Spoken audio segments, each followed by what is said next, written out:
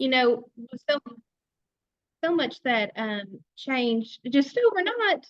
So um I'm just going to start off first of all just by talking about what NAR has done for the settlement. First of all, I'm sure everybody already knows this. This is not a done deal yet. The court has to sign off on it. RE/MAX settled months ago. The court still has not signed off on that settlement yet. So even though this is the settlement, there could still be some other changes coming up. But with that being said, we really have been prepping for this because there has been so much going on for the past few years about it.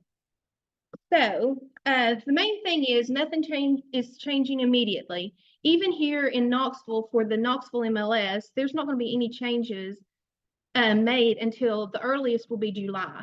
So we don't, when it comes to the buyer commissions and all that good stuff. So you can kind of still keep doing what you're doing right now. You just want to talk to your broker about it. So that's kind of where we stay at the moment. All right, so this is where we're coming here. This is so weird for me. I'm sorry, guys. I've never done a Zoom before. It's always been in person. I'm much better in person, just so y'all know. I do a lot better in person. Okay, so I've got some people here in front of me, so I'm pretending like I'm going to talk to them. And if you got questions, put them in the chat or raise your hand or whatever. It shows it raises its hand, right? Does it show you, Christy? Yeah, I can help you watch for it. No problem. Okay, perfect. That would be great. Because there's probably going to be, this is going to be probably a lot of back and forth with everybody, with some of the ways that we can go about it. Okay, so this is what is going on is really going to change the conversation between everybody, between us and our sellers, us and our buyers.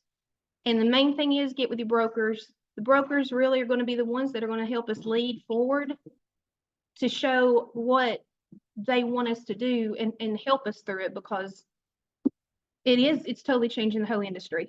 So, well, and I want to interject a second. Absolutely. We as the brokers are going to have to go over a lot and redo company policies and put some things in place to safeguard everybody. I have requested that from Lee. We're going to work on it because we've got to educate. And for a while, we kind of just were so busy doing business that education and designations weren't a big deal. Now, with NAR offering the ABR free, I've been encouraging everybody in our offices to get that designation, the CE, utilize that information because it's changed. It's all changed. Even if you have your designation, go back, because they have rewrote how it is taught in different ways on commissions and stuff too. I just went through it literally my first designation in 30 years. It's kind of awful, but I do sell good, so don't think I don't know what I'm talking about. And I am a broker too. I'm just not a managing broker. Anyways, so with that being said, Kim had told us, hey guys, there's this ABR class coming up at the Knoxville, the East Tennessee Realtors now. So we, a bunch of our office signed up for it. And I have to say, it was so informational. And one of the things that is on the chat that you can download is the task list. This right here came from ABR. Kim had already done one for us months ago to help us, but I had it, but I couldn't find it, so I had to use ABR's. So ABR has 4 pages. 2 pages are things that, as agents, that we offer for listings, and then things that we offer for buyer's agency. This is really going to help us out. And yes, I will email it out if anybody needs it emailed out. I can do that too. So just yes, that would be great. Okay. And then the second thing that we're going to talk about, but I just want to show you, we can email both of these together, is the seller's concession sheet. This right here, I don't know if you can kind of see it. All this does is show the different kind of loans and such, the conventionals, the FHA, VA, and the USDAs. This right here shows what, the maximum contributions that sellers can give. I think we all probably know by now that this is probably gonna hurt first-time home buyers more than anybody. They're the ones that don't have a whole lot of money. The money they save is their down payment money. And there's not gonna be a lot of money there to pay an agent if the seller's not willing to do so. So this page here will help determine, what the maximum contribution can be towards the seller, and if there's gonna be money there left for you to be in there, because buyer agent commission can be part of, closing costs. So that's something to think about. Included. not Included, Added to. not added, okay. It has to be included in the sales price, not added to the sales price. So the contract is $350, that includes everything, not $350 and then add 3% on top of it. So it's not, just adding it to it kind of thing. It's all included, just like normal closing cost concessions. Okay, so, number one, you do it. Okay, well, I'm gonna go back and say that included instead of added, they go over that a lot in the ABR class. So I would recommend anybody look, I think that NAR's even doing some virtual ABR courses. You get sign up, get as much information as you can from it. But the next, what we're going into now, is be very careful on social media, because, and I did learn this in my ABR class, and I think they went over I it in did yours. too. Mhm. If you are in a mastermind group with agents from different areas and different companies, and someone starts talking or starts putting information out there about commissions or what it's going to be or what it's doing, or putting specific amounts out or percentages, the Department of Justice is actually using those as test modules. And if there is another form of lawsuit, you can actually be subpoenaed. Even if you don't get on there and say anything about a commission, make a remark like it, because you're any part of of that, just because you're part of the group, you can be added to the subpoena. So be very careful on social media what you are a part of and what you share and what you engage in, because it's, there's a record of it everywhere. So just be very careful. I've actually left a bunch of them because they are talking commissions, and I'm like, nope, nope, nope. Yeah, So- and especially I think this past weekend, there was a lot of it. Oh, a whole lot. So just be careful. As we move forward, everybody needs to educate themselves. And I think that we need to go to responsible resources for that education. Please don't And- listen to the reels But yeah, and on social media as you're learning. or, or even the news. They don't really understand. They're doing They- it for headlines. And what that does is that just makes the general public even more confused. So be careful who you get your information from. Make sure it's reputable sources. I know Christy is trying really hard to have several sessions right now about this. So tune into what you can. Jack had a great session yesterday afternoon, just specifically about the lawsuit and what this means as far as the settlement. And I know Christy recorded it, and just choose your education wisely, and don't, just because everybody else is in a panic, don't be in a panic yourself. No, there's nothing to panic over, guys. Number one, we have the best top brand behind us. RE/MAX has come through so much. I personally have been with RE/MAX my whole career, 30 years, and I have seen a lot. So if RE/MAX has always pushed through, they, even down when it was 2008, 2009, I mean, RE/MAX had a lot of the banks and stuff, so the agents could have the foreclosures. We have the brand on top of Lee and Christie, and on top of the best brokers for each office. So do not be afraid. This is going to be fine. We're going to be optimistic. I mean, I think, yes, it might be scary. I think it's scary, but there's a chance here that you can increase your income and stuff if you do it the right way. So that's what we're going to talk about today. I'm not saying my way's the right way, but here's some ideas. All right, so let's get into it. Number one, let's talk about how we present this to our sellers first.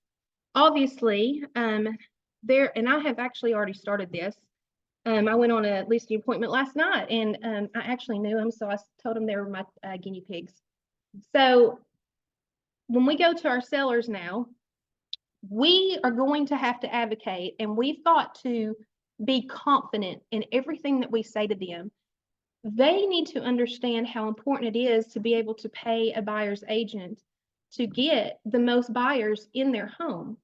And that's up to us. They are calling us and trusting us. So when we go in there, we can't be, yeah, well, we need to go in there and say, look, we have 2 fees. There's going to be, and personally, I think we need to get rid of the word commission and say fee, professional fee, professional service fee, or just fee. Because honestly, as you see, you're going to see we've got all kinds of different ways to get paid now. So, but if you want to say commission, feel free to, you know. So we're going to have to tell them that we've got 2 separate fees. The first fee is going to be what we charge. So you can do that 2 different ways. That it, I'm throwing out numbers, but I know it's all Remax here, so we can talk, we can discuss. But let's say I'm going in, I'll say, okay, Mr. Seller, my fee is 3.5% to be able to market your property. You can kind of change that around. You can say my fee is 3% plus a 1% marketing fee. I have done that before too, and shockingly, they don't even say anything about that. They're like, oh, okay. Because if you go in and say, oh, my fee is 2.5%, and then I'm doing a 1% marketing fee, they don't really say much. They think, oh, okay, well, that's kind of cool. I'm only having to pay 2.5%. So, and Brandon Smith is one of the agents that does that a lot. So he does really good with it. Anyways, so that's another option. And then, of course, we come down to talking about paying for a buyer broker. And that's where we have to step in and say, here's the importance of that. And especially, you know, I guess really just anybody, but first time home buyers, you know, everybody thinks that they, because they're buying the cheaper home, well, that seller wants to make every dime they can. So we've really got to help these first time home buyers, in my opinion, more than anybody. I kind of have a little, that's my heart goes out to them. So anyways, but we go to them and talk to them and say, listen, this is why we need to pay a broker fee. Now, obviously, all of this is negotiable, and you can tell them what would you like to pay? They're going to come back and say, well, what's normal? What is normal? Well, right now, I don't know what's normal.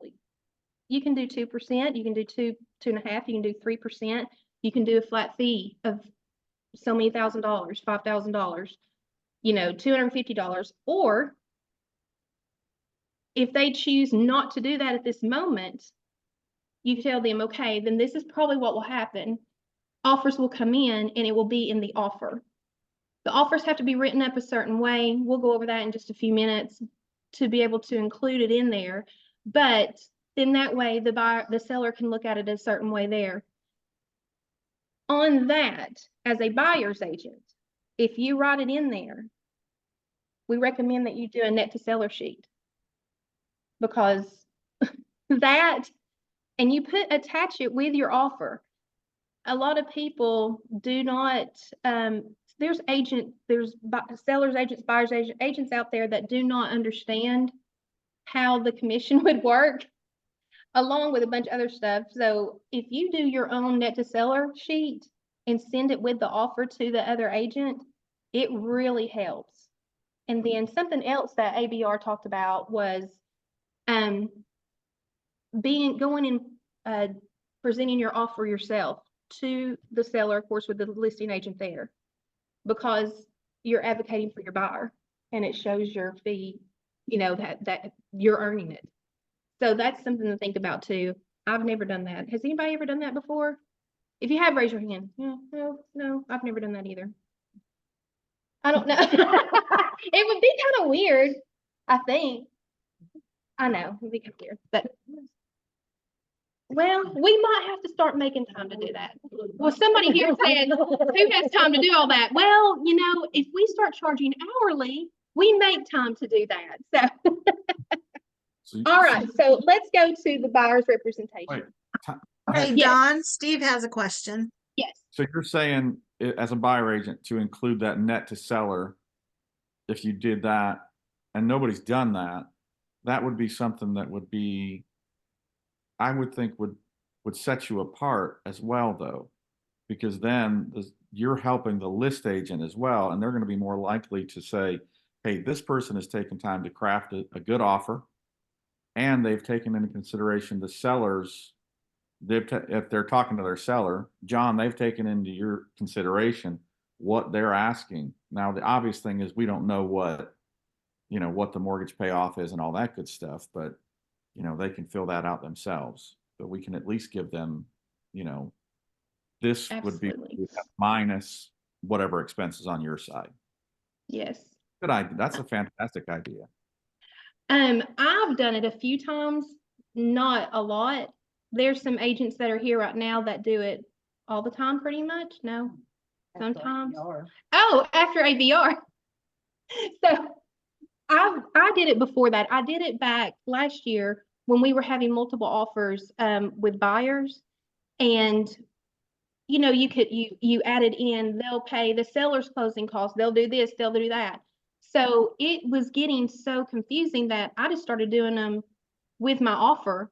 So the list agent could go in and see that, okay, all I need to do is deduct this, this, and this from it, and then this is there. Because I was learning that, unfortunately, some of the agents didn't know what they were talking about, and they were looking at the price. No. I know, right? They were looking at the price and not seeing what the other offer, how it was adding up for the seller. So it's, no, we're not going into multiple offers, but what if we had a house that was listed at 350 and our our buyer went in and offered 357 and wanted their buyer's agent commission paid. So the purchase price would be 357, and they're like, well, why are they paying more? Well, down at the bottom, it's going to say why, but you show them they're still making the same amount as they would selling it at full price at 350 if the agent just don't really know how to do it. I think it all just determines on the kind of agent that you are working with on the list side too.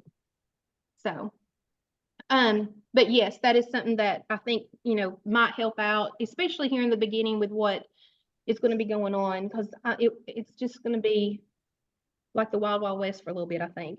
But, so buyer's representation agreements, I know each state is different. They're not required in every state. They are going to be required now. Really, I hardly ever do them. I will start doing them all the time now. We're going to have to sit down with them and have that awkward conversation with them. And this is where the confidence comes in, where we are going to, Kim's starting to set up some panels to where we're going to come up with verbiages on it and do role playing with each other, just so we can get that down, because it is hard to talk about money with them. So I just, Yeah. you're going to have to do the buyer's representation agreement period, and you need to sign them up. We need to have consultations with our buyers before we put them in the car. I know the ones that call to want to go see a listing or something, that's a They little act like they different. want.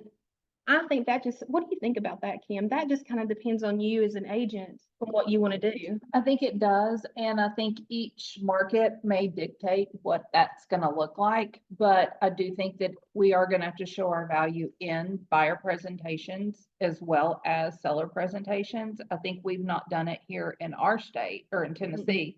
We have agency law that goes back to what, 96 or something when Mhm. it passed, but still in our market, a lot of agents aren't using the buyer's rep. So we're gonna have to educate ourselves on it, and I think we're all gonna have to keep saying the verbiage until it sounds normal.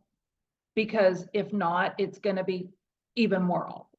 Yes. And I think that being prepared and, I think it's all gonna show your value, and that's what all this is Yeah, about, is confidence. Mhm. So, I heard a quote the other day, knowledge builds confidence, and confidence is powerful. And I think we're gonna have to all kind of embrace that right now, because everybody's learning and everybody's changing the way they're doing it. And we've had agents that may not have been in the business long and don't have good skill sets. And Or this have is gonna been be. For a while and still don't have good Good skill skill set. sets. Yeah. So, I mean, everybody's gonna be learning. So that's my little tidbit. I like that. So I don't know what your all's buyer's agreements Oh, look like. Renee was waving. Oh, Renee, what's up? I think it's a great thing that everybody's having to do the buyer's agreements, because it's where I get nervous in doing this, not really nervous, but is when you present it to somebody and they're not familiar with it, they've never heard of it. Like, I have a client out of Kentucky that's never heard of it and has talked to other agents, and they're like, oh, you need to be afraid of that agent and run and hide and find somebody else. They just freak out on it. That's where I get squishy on presenting it, because they feel like you're trying to trap them somehow. Yes. But if everybody's having to do it, then it'll just be common to everybody. Yeah, that is true. Well, think about it. I mean, we go into contract with the seller, with the listing agreement. We write the contracts up for the buyer and seller. Why wouldn't the buyer have a contract with us too? I mean, it makes sense. It's just something that none of us wanted to approach. I don't want to go to a buyer and say, would you care to sign this so I make sure I get paid? I mean, of course we don't do it like that, but so I agree with you. I think if it's universal, it makes it a lot better. Go ahead, Steve. In North Carolina, we've had buyer agency for as long as I've been in it, back in it active. And one of the things that I always tell them when they're kind of nervous about signing, first of all, we can't present an offer in North Carolina without a buyer agency agreement as a buyer agent. We just can't. Well, I suppose we can, but we get zapped by the commission if they find out. And Christy would fire us. One of the things I always tell them, you can fire me. If we go out and we look at 2 or 3 houses and, you don't have to commit for 6 months, you can commit for a week. And we can go out and look at houses. And if you just don't mix, I mean, I had a guy get in my car one day and he said, listen, I don't want to live anywhere where black folks live. I said, okay, well, maybe we should find another agent for you then. And that was Absolutely. it. I had no qualms about that. Didn't sign an agency agreement with him. Had no problem firing him. And I fired him that day. If I hadn't fired him that day, he probably would have fired me the next day. I said, I don't, we're not going to do that. And he gave me his reasons. And I said, okay, that's fine. You can have those reasons, but you should probably have another agent. I don't care. And I've had Absolutely. other things like that. So you can, I mean, I don't know how to work in Tennessee, but I know in North Carolina, I'm quick to tell them you can fire me at any time. You don't have to stay with me forever. So, and that kind of helps put the power back in their hands as well to make them feel a little bit more comfortable. All right. I got to take off. I got another board meeting I got to run to. As always, I love seeing y'all. Have a great day. Bye, Steve. Well, Steve's right. Do you want to say something? Well, I wanted to say, and I think as we get more comfortable with the buyer's rep, it's going to be an easier conversation, especially like first-time buyers, for them to understand the commission. And they can actually tell you, okay, I've got to have the commission paid. Right. And that therefore the agents can choose which houses to show them. But that's only with their instruction. You can't just say, oh, I don't think they've got any money, I'm not going to show them this because it won't, So I think that that's going to actually make it a little more comfortable for those that say, yeah, I really need to have, where it's built into the transaction.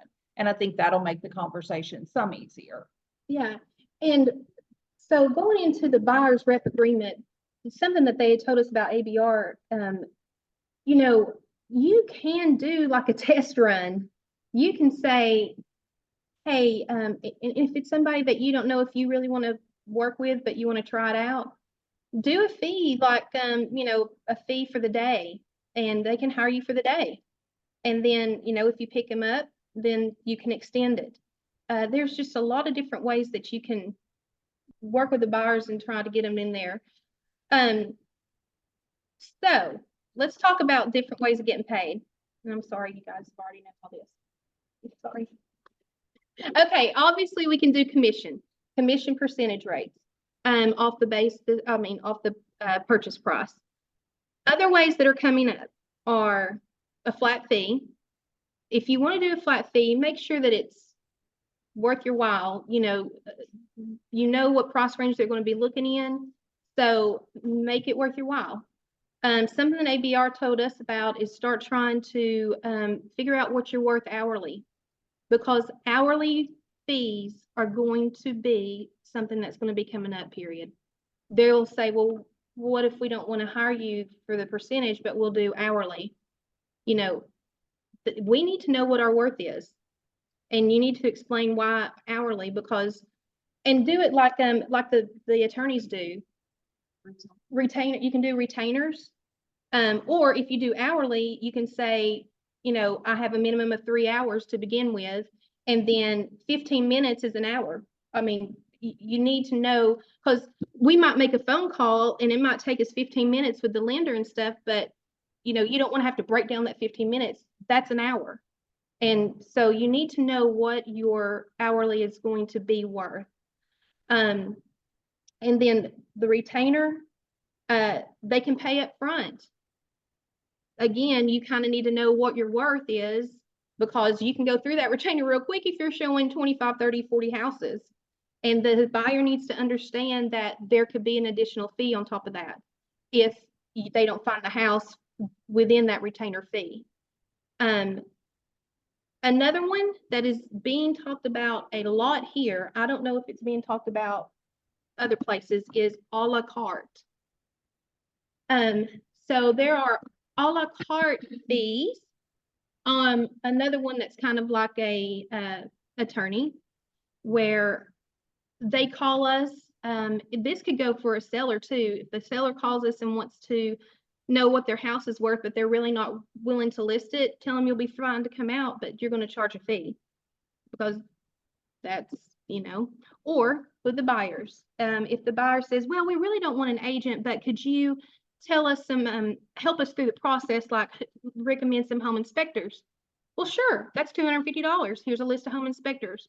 Would you give us a trusted lender? Sure, here's $250 and here's your trusted lender list. I mean, I know it's going to be weird, but all of us know that we get phone calls all the time from people and we just throw these names out and stuff.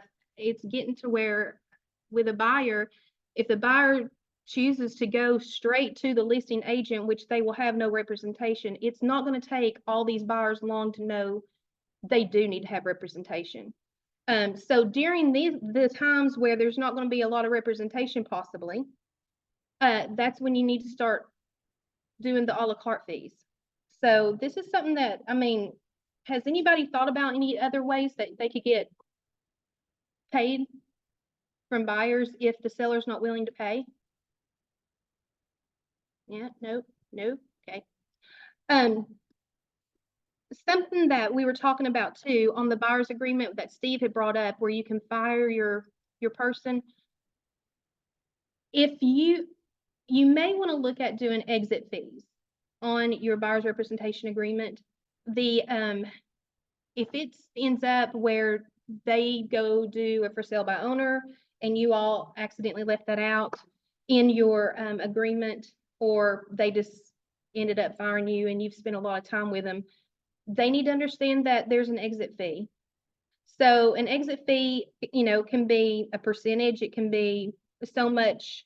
If you've shown so many houses, so much that, you know, per house or whatever, however you want it to be. But I think an exit fee would be something good to where you're not wasting your time, and it makes the buyers feel like that they have something in it. You know, when they buy a house, they do the earnest money, put a little bit in it to where everybody's feels like they've got something in the pot, so that way. And if you're not an agent that does a lot of work, you're gonna have to step it up. Cause these buyers, go ahead.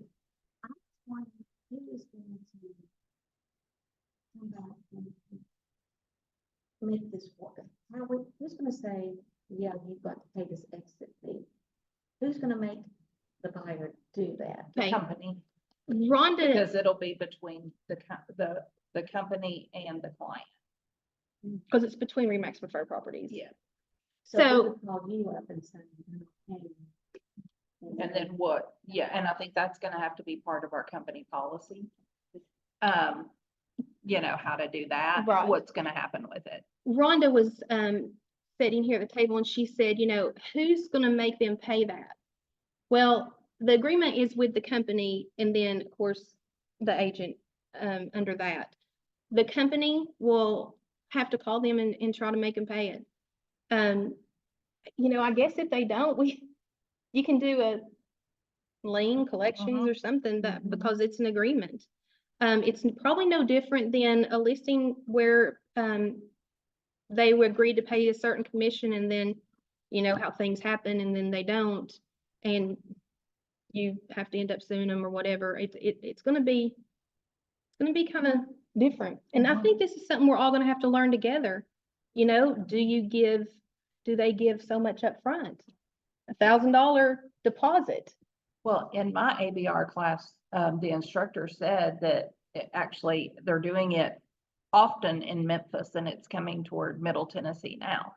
That they do the retainer up front, Mm, and that way they have skin in the something, game. right. They've got, you know, they're making an investment and so they take it more seriously. Right.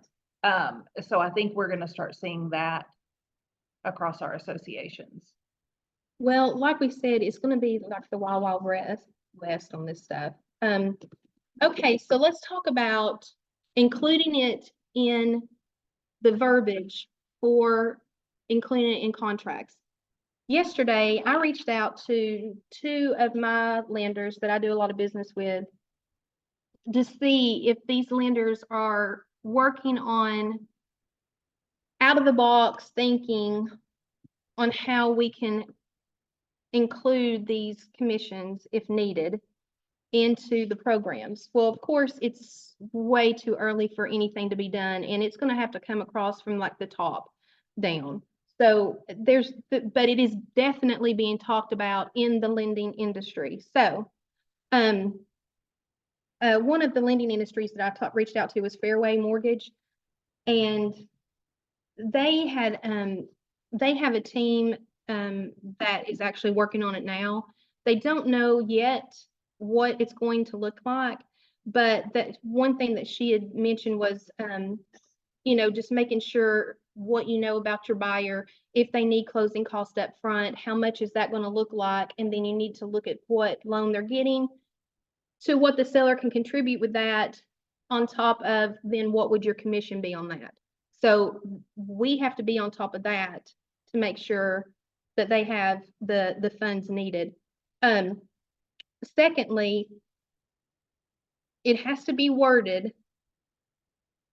a certain way to where, you know, they say you can't negotiate commissions in a contract. Well, you can at the buyer's request. So there are a couple of different ways that you can word it, but one of them, and our Remax here has actually had this one for years. It was approved, it was written by a lawyer and it was approved by the Tennessee Real Estate Commission. And it starts out as per the buyer's request. And then, and we can add this into the emails that we'll send out too, but it says per the buyer's request, or it is at the buyer's request that seller pay compensation to Remax Preferred Properties or whatever your Remax is, you know, 2% of the purchase price for this transaction. And that goes into, we have a special stipulations here in Tennessee. I don't know what you all would have in your other states, but That goes in our special stipulations. Now, when I discussed that with my lender yesterday, she said that, there are two different ways that it can go about, and she's trying to find this out. There's a way that it can be written up in the contract to where it won't go toward the concessions. They have it to where it's just included and it's something the seller pays, not towards the concessions. But she said that she thinks that if we put in there, it's at the buyer's request, that will make it look like a seller concession. Well, I told her we have to put that in there. That's the law, period. So she is checking with their underwriters to see if they can do it without it being considered a seller concession, and if there's a wording that is specific to where it's not considered a seller concession, it's just considered something the seller's paying for. Like, you know, when the seller pays for a termite treatment, and we put that in the contract there to pay for a termite treatment, that's not considered a seller concession. That's just something they're paying for. So there's going to be some different wordage, but as of now, when it's written up, it needs to say it is at the buyer's request that seller, you know, blah, blah, blah. So that's kind of the wordage as of now. That will probably change. You need to take your wordage to your broker, let them review it and make sure that's within the restrictions of what is allowed before you do that, please. Renee, what's up, bud?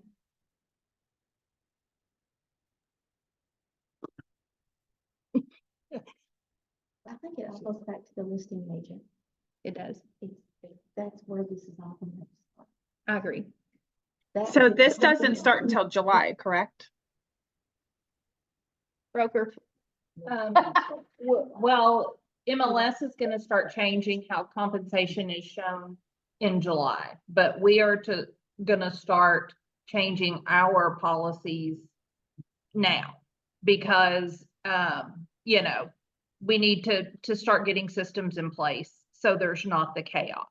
But our MLS ETR is going to have the fields removed that they're removing and everything in July. Okay.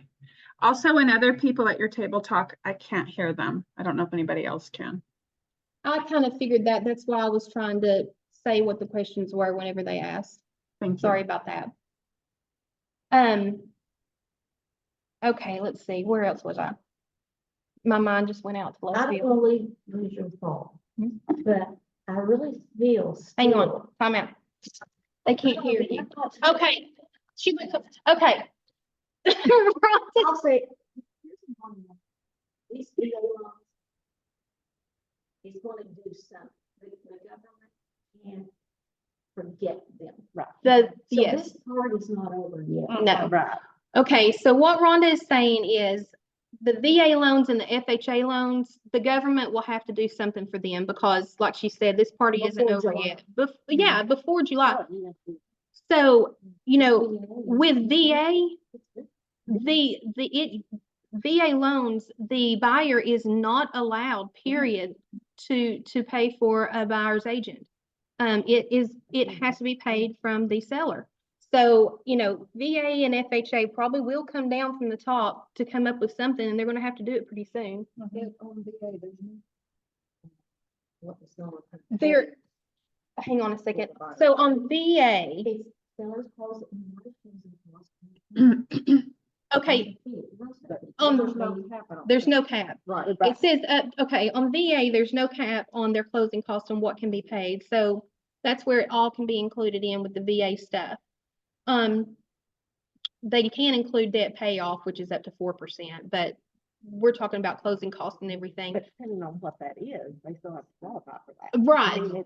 That's So what unfair. they're saying is, you know, depending on what that concession is, you know, VA, you still have to qualify. I mean, if they have an additional $20,000 in closing costs and stuff on adding our fee with that, that's a lot of money. So, you know, if they're looking at 350 is their max, that's going to be, you know, 370, then they don't qualify. We got to figure they have to look at a less house And that's something we're gonna have to take in consideration too.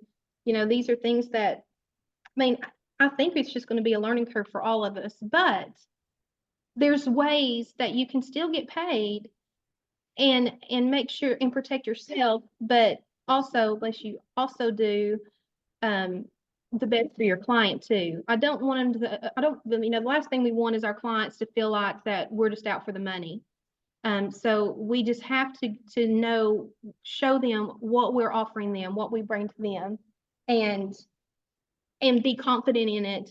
And that's where, that first little thing's gonna come to that we, attach, that's for buyers and list agents, and we'll email that out.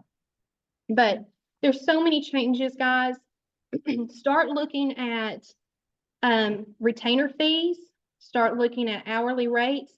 There are programs that can keep your hourly rates. They are mostly attorney programs, but there's, obviously we're not attorneys, but you might want to look into that if you want to look at doing something like that, so that way you can keep your hourly rates in there. We're going to have to start doing a lot of little extra work, but in the end, you might see that you're actually a little bit more successful because we're keeping up with what it is that we do. Can I interject? for Please. just a second? Jack yesterday on his call, Mhm. or on his Zoom, he made a really good point. He's like, commission, they're negotiable. And right now with the push for education, like the ABR and the SRS, there's also a negotiation designation. Yes, I want And that. he said, it's gonna be important that you know how to negotiate, because now everything's gonna be negotiable. I guess that was going back to the à la carte, showing fees, whatever. And I thought that was a really good recommendation. That's so I've already taken ABR. I'm doing the SRS. Is that what it is? Yeah, I don't know these things. I'm doing it. I think is it next week? No, next month. And then my next one I want is the negotiation one too. I hadn't signed up for it because they're not having it. They are now. They are. Oh, good. So that's gonna be my next one. Get in there and sign up for it. I know, y'all. Can you imagine I'm gonna have 3 designations in 30 years? Pretty much. Anyway, that's about all I've got for now. Does anybody have any questions or concerns? I or- have a quick question. Yes. So Kim, you had mentioned earlier that, or I don't know if it was you or Dawn, but in a buyer's representation, honestly, I feel like nothing much is going to change if we educate our seller. That's what Yes. it's going to boil down to is we need to tell our seller, like you said, how important is that what we're doing for them, and how important it is that we explain to them, I'm getting this, but I'm graceful, and I'm going to split this with another agent. And this is what I'm getting out of this side and what I'm doing for you. And then this is why it's important we do this incentive for the other agent. Okay. And secondly, as far as a buyer goes, we have VA buyers, and we understand that, the buyer can't pay commissions, and there are ways around that. I've dealt with it a couple of times over the last 10 years. I feel like if we explain to buyer what our worth is, also, that is it permissible to put in a buyer's rep that they don't want us to show us a house that is not offering a buyer's commission if they can't pay that? Can we put that in a buyer's rep? Is that legal? Is that ethical? So that would be the question that would come up on that part. If a buyer cannot pay, and that's what's going to fall back on the listings, you're going to tell your seller, hey, this is most likely what's going to occur. Like you said in the beginning, if we don't offer an incentive, your house may sit on the market longer than what you anticipate. But if we go ahead and do it now, your house will probably sell in the time that you want it to sell in. So again, it's going to fall back really on the sellers and their agent educating them. So again, I'm very positive about the change. I'm a very positive person anyway. But I feel like if we educate them on that in our market. Like I watched the Nick Bailey thing, you know, you tell them, hey, we've got buyers that are first-time home buyers, like you said, that they don't have down payments. They can't pay a buyer. We explain this to the seller. We are already doing this. We've been doing this. If you've been doing your job correctly, then nothing's going to change other than you're really educating your buyer when they're signing that buyer's rep. Hey, if I don't get paid, what are you going to pay me? How are we going to work this out? You know, and again, can we put that in there? My buyer has instructed me not to show them a home that is not offered a compensation because I can't pay it. Good point. Well, at my ABR class, the instructor said, yes, you can put it in the buyer's rep under the I think it's like extra steps or Additional- additional Yeah. info or Mhm. something. And then they sign off on it that they did give you that instruction. And I've Yeah. also suggested too, I'll really quick say this. I've been really hammering a lot of this on the agents over the last couple of weeks too, I just did the ABR out and SRS too yesterday to get them to going on that. Getting a portfolio together and actually meeting their buyer in an office atmosphere to interview with them. Interview your client, okay? So I've been sharing that as well. They're interviewing you, why not you interview them? You are. I do like, I guess for the past year and a half, 2 years, I've been trying to meet up with the buyer prior to. And I have found that they really like that because it gets everybody on the same page and it helps them understand the process. Even it's not just been first-time home buyers, it's been people that are elderly and they hadn't sold houses in 30 years. It's been people that are thinking about building and don't really know how the process works to be able to live in their house until they get theirs built. So there's a lot of opportunity to bring your buyer in and do that. And I think it's smart just to set that up so everybody has a realistic expectation of what they can see that would come from it. Yeah, I think this, Value. Yeah, yeah, Shows your again, value. yeah, and that's what I've been preaching too, Kim. This is a good chance for you professionals out there to show them your worth, your value. I've shared a couple other things of 179 ways of why you're worth every penny. I think it's a great opportunity for everybody out there to show what we've got. yes, yeah. I mean, that's what I think. I mean, and you know, Tracy, like you said, and Rhonda had said it too, it's going to start at the top with us being list agents to get in there with our seller and tell them the pros and cons of it, because that's where it's going to start from. And hopefully it won't change a whole lot. I think the majority of them will understand it, but there's already people, I've had some phone calls about it.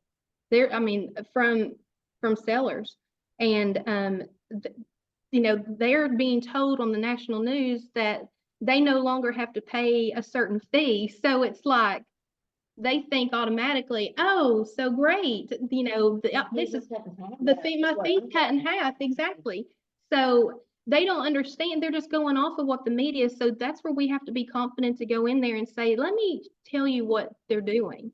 And it's really sad because I think isn't that why the MLS really was set up, was to do buyers compensation. And now, yeah, to keep us up and up, and now they're totally changing it again. So, it's just something that I guess they just don't like realtors. Yes, Lee Brown. You got to watch her 38 minutes and it's worth it. Lee Brown is, even though we said don't go on social media, there's obviously some good ones. So Lee Brown, she's excellent. Go on there and check her out on Instagram, Facebook. I think that is something that you can learn a lot from her too. She's very optimistic, and if you all are concerned about any more of this stuff, I'm trying to find where my There is a couple of other good ones too. You know, I know Tell us, Lee Tracy. put on the Jared James and Nick Bailey. They hit it nail on. Yes. You know, really, like I said, nothing, I don't expect much to change. We are just going to be more professional about it. Lee Thomas Brown did have one on there, and also NARJAM is Lee Thomas Brown, Thursday, March 21st at 1 o'clock. You can go on there and sign up for that. I've emailed that out to all the agents as well. And I think Amy from Remax sent out one for today and tomorrow. So I've signed up for that too. Honestly, I if you saw that. watch everybody, they're all saying the same thing. You know, Yeah. and it may wean out some of the newer agents or the part-time agents, which would benefit us because we're going to be more supply and demand. So I'm just very positive. I think change is good, and I think this is good for us as agents. We just need to stick together and do what we're supposed to do and what we've been doing. Exactly. I agree. And if you want to stay up and up on this stuff can change daily, go to competition.realtor. That is NAR's site that will give you the latest information, and they have tons of information on there, guys. It's competition.realtor. And I'm saying it wrong, sorry, Realtor. I'm saying it the Southern. Sorry, competition.realtor. You can go on there. NAR has a lot of good information on there, guys, and stuff that you can actually use for your buyers and sellers too. So you'd be shocked at what NAR provides. I haven't really used NAR much, but since all this has happened, I've been going in there, and they actually do. What? Yes. What if you just go and show somebody one house? What happens then? You stop them on the sidewalk and say, hey, Okay, so Teresa Lutton wants to know what happens if we just go and show one house. Do we stop them on the sidewalk and say, hey, I need you to sign this? Again, that's going to come up to what you want to do as a realtor. I think with one house, I think it's a freebie. If you try to pick them up as a buyer, that's when you bring them in. It's a freebie. They say, I'll go show it to you for $55, okay? She does look like that. No, I know. None of this like change, but you know what? Change can be such a great thing. It's not always negative. Change can be positive. So we're going to take it from the positive aspect and stay optimistic about this. You just need to get educated and be confident. And, you know, let's start the top with our sellers first, and just, you know, have the conversations with our buyers, and it's going to be all right. And if you're worried about it, reach out to your broker, a trusted realtor, a coworker, friend, that's in the business too, because it's going to take all of us to get through it. Can we do a workshop on overcoming objections? Oh, that's a good one. Absolutely. We can bounce Overcoming stuff back and forth. Well, next I month, think that goes back to what you're doing, Kim, is role playing. Maybe we could do a role play. Zoom. well, in my offices next month, we're gonna do a buyer's rep mastermind on how, what it means, how to fill it out, Mhm. where certain things can go. And then from there, we're gonna have role playing, and the overcoming obstacles would be a really good workshop or mastermind to Mhm. open up Sounds at that great. point too. Yeah. I like Yeah, sitting down sounds and great. powwowing. Whenever you get together with your fellow agents, it's amazing that the ideas and stuff that can come from it. So I think that's one thing I love that Kim makes sure that we do is try to get together and do those kind of things. So anything else, guys? All right. Well, we'll get this email sent out to everybody, and if anybody has any more questions, you can email us or be glad to try to answer. And thanks for Thank joining you, us. Dawn. We appreciate it. That was very good, practical knowledge that, so it was funny, people were asking that last night, so you answered perfectly. It was like we had it planned. I love it. Thank you, thank you. You did great. Thank you, Dawn. I appreciate it. I know this has been a crazy few weeks, and so this worked out perfectly. It did. Thanks a bunch, All right. guys. Thank you. Thanks, guys. Bye. Thank you. thanks, Betty.